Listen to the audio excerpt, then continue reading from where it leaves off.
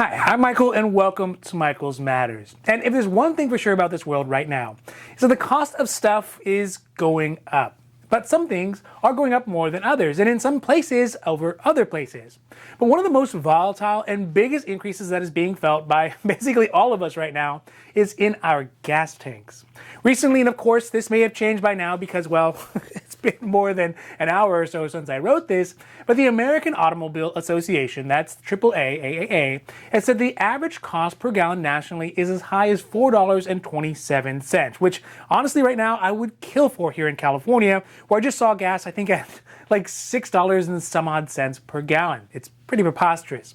So with gas a ubiquitous cost skyrocketing around the country and being on the cusp of some serious election seasoning, politicians, governors, state senators, members of Congress, and hey, even your local dog catchers are coming out of the woodwork with solutions ranging from gas tax holidays in many states or even gas rebate checks in a few states. Basically like stimulus checks, but for every driver. The hopes for these politicians is to have a fast fix to the problem in attempts to bread and circus their way back into office this coming election season. But bringing down the cost of gas is not going to be as easy, it's not going to be as fast or nearly as neat as many of these proposals suggest, with potentially far-reaching consequences that nobody is even thinking about right now. So today we are talking about the litany of solutions that politicians are proposing and even enacting in some states to bring down the cost of gas, whether it'll actually work to bring down the cost of gas, and what the effects could potentially be. Now, this is Michael's Matters, and before we get to it, if you like these videos, if you find them interesting, if you find them helpful, if you find them useful, please don't forget to like and subscribe. That way you can get updates when our newest and most informative videos become available. So look, gas prices have gotten bad. Now, I'm not sure there's any way around that, but over the last couple of months, the cost of gas has reached some of its all-time highs, and there isn't any real sign that it's ever going to go back to the way that it was. Now, there are a lot of reasons why gas has been on a tear lately, but one big reason for this is the fact that the inflation in our country is at its highest point that it has been in the last 40 years, before pretty much many of us have ever been born. Now, according to recent inflation numbers, the overall inflation rate has gone up to 7.48%, but gas represents about 1/3 of the increased cost of this inflation rate. Of course, this is an average of all the goods and services that they looked at, but gas is one of the outliers that has risen the most and the one that we feel the most, because most people need to use it when they go to work or when they drive to school or when they go pretty much anywhere in the country. Now, secondarily, probably a very distant second, is the current war in Ukraine that has cut off the U.S. from a relatively small import of Russian oil.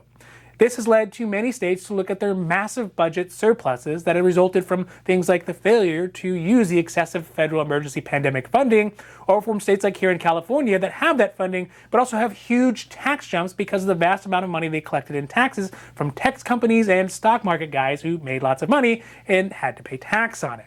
So, with mass amounts of money in the coffers and communities like ours struggling under the increased gas prices, state politicians are pushing to either create gas tax holidays, or in a few states like here in California and New Jersey, just send checks out to residents basically saying, "Dear residents, please don't forget this come election time." Wink, wink. Okay, so now let's first talk about the state gas rebate checks here in California, which many are referring to as stimulus checks, which are definitely not clickbait. So here in California, there are two different proposals floating around that will provide gas rebate checks of either $400 per vehicle or $200 per person, depending on the proposal that you look at or whichever one gets passed. The $400 gas rebate check, which is being proposed by California Governor Gavin Newsom, is designed to cover the average cost that Californians would spend on the gas tax in a year when they fill up their tanks. In fact, it would account for tax that would be paid on 782.8 gallons of gas to be exact. Now, the $400 rebate could be doubled up to $800 for couples, and rebate checks would be eligible for registered car owners in California and would be capped at 2 vehicles per family. The total cost for the proposal of the gas rebate checks at the $400 would cost the state $9 billion, with first payments going out to Californians beginning at the month of July. Now, the second proposal is being proposed by the California State Democrats in general that would only provide a lower $200 gas rebate check and would be limited to state taxpayers with incomes below $150,000 for single people or $250,000 for couples. Under this proposal, a household of 5, though, would get $200 per person, so $1,000, while a single person would get just $200 worth of rebates. Now, whichever proposal passed here in this Golden State, there is a strong reluctance to do what many other states are proposing to do, which is to cancel or suspend their gas tax and what is being called a gas tax holiday, and which really sounds a lot more fun than it probably actually would be. On the other side of proposals' options to help struggling Americans from state to state are the proposals to create gas tax holidays, which would be putting a pause on the amount of money that states, counties, or even local cities are collecting on gas when people buy it. This solution seems to be gaining some traction around the country and actually is kind of an interesting thing to think about. If I would rather pay less tax when I get gas, or whether I'd rather get a rebate check back at the end of the year. I have to think about that one. But in states like Connecticut, they voted Wednesday to suspend their gas tax of 25-cent state tax statewide starting in April. This strategy is potentially being followed by other states like Maryland, who would suspend their 36-cent gas tax, Georgia, who would suspend their 29.1-cent gas tax through May, or even the city of Chicago, where Mayor Lori Lightfoot is considering suspending their 8-cent gas tax just in the city. So again, this seems like a logical solution, but at the federal level, both senators and members of Congress from both sides of the aisle are repudiating this idea of repealing and suspending federal gas tax as gimmicks. The reason for this is that taxes, well, they're complex and far-reaching legislation that are hard to enact and even harder to get rid of, and are super important parts of the way that things get funded.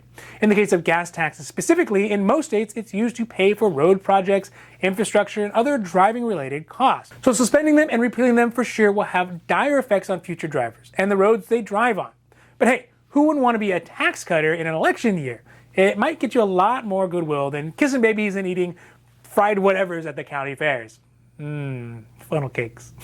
So the reality about the gas situation is that over the last couple of years, the federal government chose to help the American people through one of the worst pandemics in the last 100 years.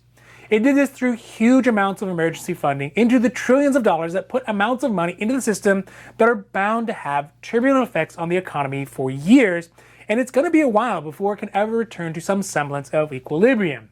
Also, one of the consequences has been that it will continue to be huge amounts of inflation. This inflation, coupled with other things like the war in Ukraine and Chevron refinery workers who are going on strike and other types of gas price rising occurrences, will lead us to pay more for gasoline every time we go to work, or every time we go to school, or every time we go grocery shopping. So that is going to be a given. But looking at these solutions, there are some states that are proposing things like rebates or tax holidays, but I think that the best option is going to be the rebate.